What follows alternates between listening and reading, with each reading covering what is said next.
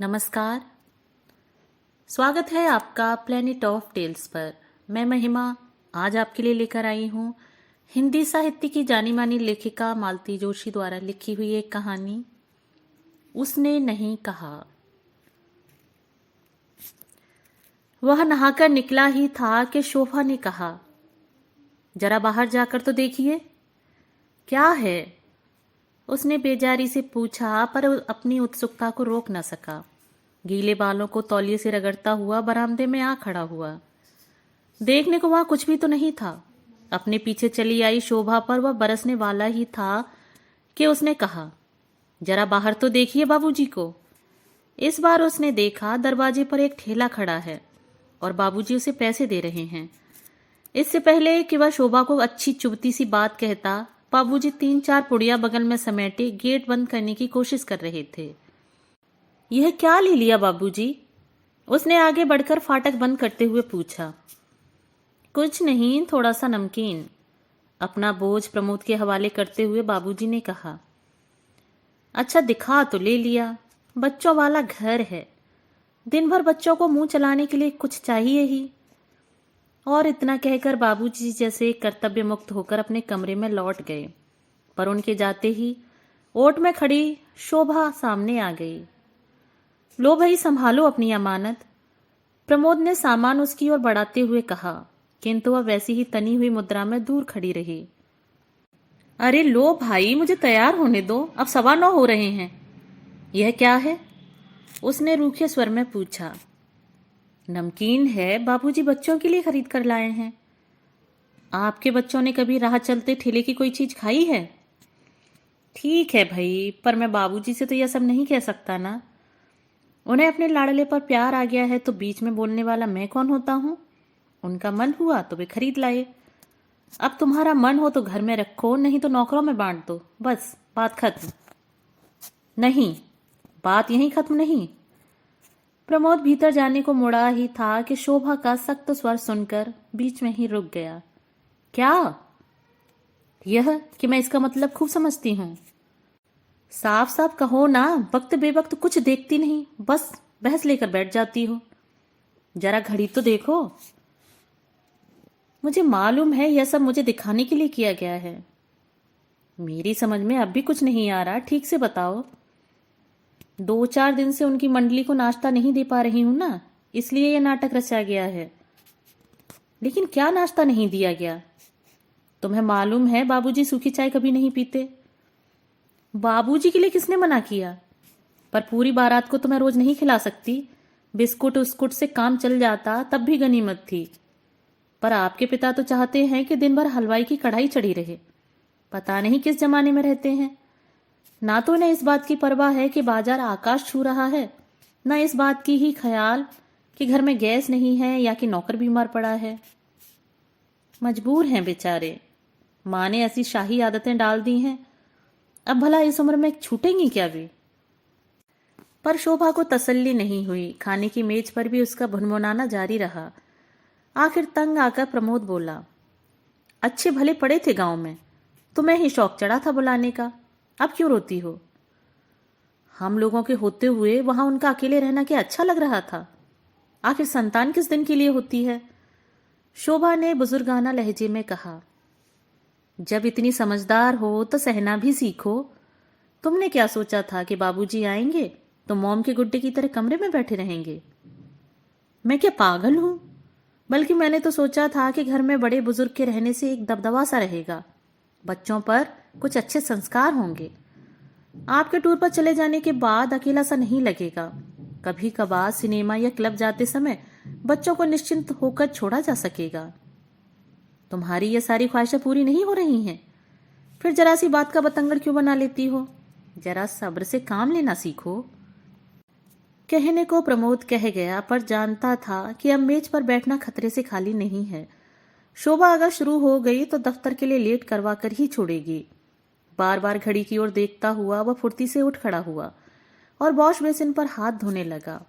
बात आधे में ही टूट जाने से शोभा क्षुब्ध हो गई है। वह साफ देख रहा था।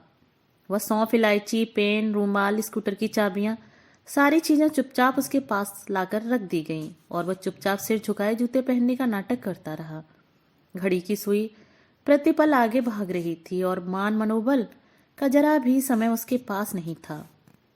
यही तो हो जाता है, शोभा जरा जरा सी बात पर बुरा मान जाती है, पर वही बातें वह कितनी बार सुने और सुन भी ले तो निराकरण का उपाय क्या है। यह सच है कि बाबूजी के आते ही घर में आमदरफ्त बढ़ गई है। पिछले 10 साल से वह इस शहर में है, पर गिने चुने लोगों के यहाँ ही आना जाना होता है। मोहल्ले वालों से तो बस दुआ सलाम होती रहती है। कभी घंटे 2 घंटे के लिए किसी के यहाँ गए हों ऐसा याद नहीं पड़ता। यहाँ कोई इसका बुरा भी नहीं मानता, सभी अपनी व्यस्त दिनचर्या में डूबे रहते हैं। बाबूजी को यहाँ बुलाते समय प्रमोद इसी बात को लेकर चिंतित सा था कि उनका समय यहाँ कैसे कटेगा। जब से याद पड़ता है उसने बाबूजी को हमेशा लोगों से घिरा हुआ ही देखा है।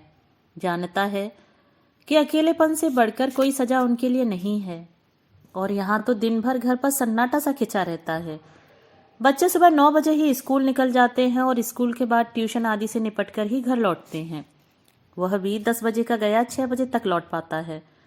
इतनी देर बाबूजी घर में क्या करेंगे? लाइब्रेरी की किताबें भी आखिर कोई कितनी पढ़ेगा? वैसे भी उन्हें पढ़ने का ज्यादा शौक कभी नहीं रहा, परंतु बाबूजी के सामने यह समस्या कभी उठी ही नहीं। पहले ही बार सुबह की सैर को गए तो 3-4 पेंशनरों को साथ पकड़ लाए। उन्हें गर्मा गर्म चाय नाश्ता कराया। प्रमोद भी खुश हुआ कि चलो हम उम्रों के बीच अब आसानी से इनका वक्त कट जाएगा। प्रमोद तो अपनी परेशानियों से मुक्त होकर हल्का अनुभव करने लगा था, पर शोभा की परेशानियां एकदम बढ़ गई थीं। सुबह का समय वैसे ही घड़ी से होड़ करके बीतता है। अब इन बुजुर्ग बारों के चाय नाश्ते का काम और बढ़ गया था। बाबूजी सैर से लौटते ही दीपू को चाय का ऑर्डर भेज देते। तब शोभा को बड़ी कोफ्त होती। अब वह बच्चों को तैयार करे, रसोई देखे या सुबह से चाय ही बनाती रहे। सितम यह होता है कि भल्ला साहब के पिताजी दूध लेने के लिए घर से चलते हैं और फिर बाबूजी की बैठक में रम जाते हैं। फिर गोपाल को उनके यहाँ दूध पहुंचाने भी जाना पड़ता है। दीपू नीतू को तैयार करती शोभा खींच उठती है। इन लोगों को तो कोई काम नहीं, तो क्या हम सभी लोग पेंशन लेकर बैठ जाएं? यह तो होती है सुबह की महफिल। दोपहर को बाबूजी शतरंज लेकर बैठ जाते हैं। 2-4 खेलने वाले और 2-4 देखने वाले जुट ही जाते हैं। 5 बजे तक चाय और शरबत के 2-4 दौर हो जाते हैं। इस समय बाबूजी की इच्छा होती है कि घर का बना कोई गर्मा गर्म नाश्ता भी परोसा जाए। फिर बाबूजी इशारा करके मेहमानों को खिलाते जाते हैं और बहू की तारीफ भी करते जाते हैं। पहले शोभा इस प्रशंसा से बड़ी पुलकित होती थी, पर अब उसे कोफ्त होने लगती है। शाम को मिश्रा जी के बड़े भाई साहब प्रीति को डांस क्लास में छोड़ने के लिए घर से निकलते हैं। प्रीति को अकेले जाते डर भी लगता है और ताऊ जी के साथ जाते शर्म भी आती है। वह यहाँ तो साथ आ जाती है, फिर नारंग साहब की ज्योति के साथ आगे बढ़ लेती है। घर वापस लौटने की बजाय ताऊ जी बाबूजी के साथ बैठकर तो भतीजी की प्रतीक्षा करते हैं और नई सभ्यता को कोसते रहते हैं। चाय उनके लिए भी बनती है। अपनी पूरी की पूरी पेंशन बाबूजी प्रमोद के हाथ में पकड़ा देते हैं तो वह संकोच से गड़ जाता है, पर शोभा भुनभुनाती रहती है। 150 रुपए पकड़ा देते हैं तो सोचते हैं जंग जीत ली, जरा बाजार जाकर पता करें तो गश आ जाए। परेशान हो उठता है प्रमोद। पत्नी को कैसे समझाए कि जिंदगी भर यही तो कमाया है बाबूजी ने। जंगल में भी बैठ गए हैं तो 4 लोग आसपास जुट आए हैं, फिर यह तो इतना बड़ा शहर है। दिन भर बहुत बेचैन रहा प्रमोद। शोभा की परेशानी को वह समझ रहा था, पर फिर माँ कैसे तालमेल बिठा लेती थी। माना कि ऐसी सर्पग्रासी महंगाई उन दिनों नहीं थी, पर आमदनी भी तो ज्यादा नहीं थी। फिर 4 बच्चों का साथ और ऐसा मजमेबाज पति। पर घर में कभी चकचक नहीं मची, कभी परेशान भी होती तो बच्चों के सामने कह सुनकर हल्की हो जाती। बाहर वालों ने हमेशा उन्हें मुस्कुराता ही देखा। उनका अतिथि सत्कार उस समय भी मिसाल के रूप में गिना जाता था। याद है उसे, कई बार सब्जी के लिए उबले आलूओं को मसल कर ही माँ ने कचौड़ी बना दी हैं और बच्चों को सिर्फ कोरी दाल से रोटी तोड़नी पड़ी। कभी उबलते दूध में चावल डालकर खीर बना दी गई है। दोपहर की चाय ना मिली तो ना सही। कभी महीने का अंत है तो बच्चे अचार से ही काम चला रहे हैं। पर उस समय भी कोई भूला भटका आ निकलता तो माँ झट से कढ़ाई चढ़ाकर बेसन घोल लेती और आंगन में लगे अजवाइन या पोई के पत्तों की पकौड़ी उतार देती। उनका एक ही सिद्धांत था, अपने घर में हम कैसे भी रह लें, पर घर आया मेहमान संतुष्ट होकर जाना चाहिए। और घर में आने वालों की संख्या क्या कम थी। नाते रिश्तेदार तो खैर थे ही, उनसे ज्यादा संख्या तो बाबूजी के दोस्तों की थी। कुछ तो इतने बेतकल्लुफ कि सीधे रसोई में आ धमकते और बच्चों के साथ ही शुरू हो जाते, पर माँ के माथे पर कभी बल नहीं पड़े। उन दिनों बाबूजी एक खास रविवारीय भोज का आयोजन करते थे। उसके लिए माँ ने चीनी की प्लेटें, एक भगोना और कलछी अलग रख छोड़े थे। आंगन के छोर पर बने एक चूल्हे पर यह कार्यक्रम चलता। माँ रविवार को सुबह उठकर वहां झाड़ू बुहारी करती, मसाला पीस कर रखती, आटा सान कर रखती। सारा सामान एक बार वहां सजा देने के बाद जो मंदिर की राह लेती तो शाम ढले ही घर लौटती। दिन भर उनके मुंह में अन्न का दाना भी नहीं जाता। पड़ोसी ने कहती, पति के पापों का प्रायश्चित कर रही है बिन्नों की माँ। माँ हंसकर कहती, कोट का पाप कटी का पुण्य। अब किसी का खाने का मन है तो हमें बनाना नहीं आता, तो हम यहाँ बैठकर क्या करें। उतनी देर ठाकुर जी की सेवा ही सही। लेकिन अपने घर में तुम्हें यह सब अच्छा लगता है, इतने सारे होटल तो हैं, बिन्नू के बाबूजी वहीं जाया करें तो क्या हर्ज। अरे वाह, माँ तमक कर कहती, अपना घर होते हुए होटल में क्यों जाएगा कोई, वहां खाने से मन भरता है कभी। और इतने संगी साथी लेकर होटल जाने का भूता है किसी का। सच तो था, बाबूजी के उस सामिश भोज में 10-12 लोग तो कम से कम आते ही थे। होता यह चंदे से ही था, पर उनमें से कई ऐसे थे जो घर से छिप कर आते थे। वृषभान चाचा तो ऐसे थे तो जो चंदा भी नहीं दे पाते थे, पर बिना बुलाए ही आ टपकते। तब माँ कहती, मर्द मानुस है, खाने पीने की हवस को कहाँ तक दबाएगा बेचारा। घर में नहीं मिलता तभी तो इधर उधर लार टपकाता फिरता है। शुरू शुरू में तो माँ बच्चों का खाना बनाकर रख जाती थी, पर बाद में आमिल चाचा बच्चों को खींचकर अपनी पंगत में ले जाने लगे। माँ को पता चला तो हाथ जोड़कर बोली, लाला लड़के तुम्हारे हैं, जैसे चाहे गुण सिखा देना, मैं कुछ नहीं बोलूंगी, पर लड़कियों को तो बख्श दो। पता नहीं कैसी ससुराल मिले। मर्द मानुस तो अपने शौक बाहर जाकर पूरे कर लेता है, पर यदि इनकी जीभ को स्वाद लग गया तो छटपटाती फिरेंगी। उस समय तो सारी बातें इतनी रूटीन हो गई थीं कि कुछ भी अस्वाभाविक नहीं लगती थीं, पर आज सोचते हुए कैसा आश्चर्य होता है। मुश्किल से 4 किताबें पढ़ी, कट्टर धार्मिक संस्कारों में पली बड़ी माँ, इतनी सूझबूझ, इतना विवेक, इतनी सुगढ़ता कहाँ से ले आई वह। कौन सा विश्वविद्यालय था जहां से माँ ने यह विद्या सीखी थी, अभावों में मुस्कुराने की विद्या, पति के दोषों को खूबसूरती से ढांपने की विद्या, बच्चों के भविष्य में दूर से झांक लेने की विद्या, मध्यम वर्गीय विपन्नता के बावजूद भी सिर उठाकर चलने की विद्या। कहाँ से सीखा था माँ ने यह सब। माँ के प्रति उसका मन नए सिरे से श्रद्धान्वित हो आया। सच, ऐसी संगिनी को खोकर बाबूजी कितने अकेले पड़ गए होंगे। पता नहीं उसके मन में कैसा ज्वार उमड़ा कि घर लौटते समय उसने स्कूटर के सामने वाली बास्केट तरह तरह के खाद्य पदार्थों की थैलियों से भरी हुई थी। इतने पर भी उसका मन नहीं भरा तो कृपा राम हलवाई की दुकान के सामने गाड़ी रोककर उसने 10-12 गरम कचौड़ियां भी तुलवा ली। स्कूटर पार्क कर वह किसी स्कूली बच्चे की सी आतुरता से सीधा बाबूजी के कमरे में घुस गया। बाबूजी, कचौड़ियां लीजिए, बिल्कुल कढ़ाई से निकलवा कर लाया हूं, अपने यहाँ का मशहूर हलवाई है, आपके शहर की टक्कर का तो नहीं। बाबूजी विस्मित हो उसकी ओर देखते रहे, फिर धीरे से बोले, इतनी जल्दी क्या है बेटे, अंदर भिजवा दो, सब लोग साथ ही ले लेंगे। संकोच से गड़ गया वह। ठीक तो है, बाबूजी क्या ऐसे ही हाथ में लेकर खा लेंगे। अपनी उमंग में उसे याद ही न रहा कि शाम की चाय बाबूजी उसके साथ भी ले लेते हैं। स्कूटर का सामान निकालकर गोपाल अंदर ले जा रहा था कि उसने उसे आवाज दी। कचौड़ी का लिफाफा उसे पकड़ाते हुए बाकी सामान खुद ले लिया और अलमारी में एक एक सिरे से जमाने लगा। बाबूजी कुछ देर तो शांति से देखते रहे, फिर धीरे से बोले, यह क्या हो रहा है बेटे। जरा शहर तक निकल गया था, बड़ी फेमस दुकान है वहां, अग्रवाल नमकीन भंडार। सोचा यहां तक आया हूं तो कुछ लेता चलूं। यह कुछ है, तुम तो पूरी दुकान ही उठा लाए बेटा। तो क्या हुआ बाबूजी, ये खराब होने वाली चीज थोड़े ही है। तली हुई मूंग की दाल, ये बीकानेरी भुजिया, ये रतलामी सेब और ये तली हुई मूंगफलियां, इन्हें आजकल टेस्टी कहते हैं। ठीक है, बाबूजी ने उसे रोकते हुए कहा। अब ले आए हो तो ठीक है, पर यहाँ क्या नुमाइश लगा रहे हो? जाकर बहू को संभलवा दो। इसी प्रश्न से प्रमोद बचना चाहता था, हकलाते हुए बोला, उधर के लिए भी लाया हूं, गाड़ी में पैकेट्स रखे हैं। इधर के लिए अलग से लाए हो? क्यों?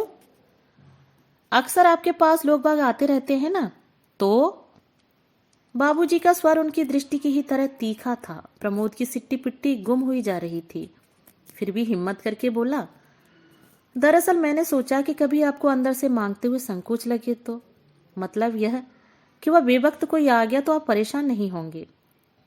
तो बेटे एक काम और करो जी, एक बिजली का चूल्हा और पतीली भी यहाँ रखवा दो। बेवक्त कोई आए तो मैं चाय भी बना लिया करूं। बाबूजी आप समझ नहीं रहे हैं। मैं सब समझ रहा हूं बेटे, और एक बात तुम भी समझ लो कि मेरे पास जो भी लोग आते हैं वे खाते पीते घरों के शरीफ आदमी हैं। एक कप चाय अगर हम उन्हें पिलाते हैं तो उसमें अपने ही घर की इज्जत बढ़ती है, अपना ही बखान होता है। हम किसी पर कोई एहसान नहीं करते। मैं क्या यह सब समझता नहीं बाबूजी? इसी वातावरण में तो पलकर बड़ा हुआ हूं। पर होता क्या है कि कभी कभी कोई प्रॉब्लम आ जाती है तो लेडीज परेशान हो जाती हैं, इसलिए कह रहा था। हाँ बेटे, यह बात तूने ठीक कही, ना कहता तो शायद मेरी समझ में कभी आती ही नहीं।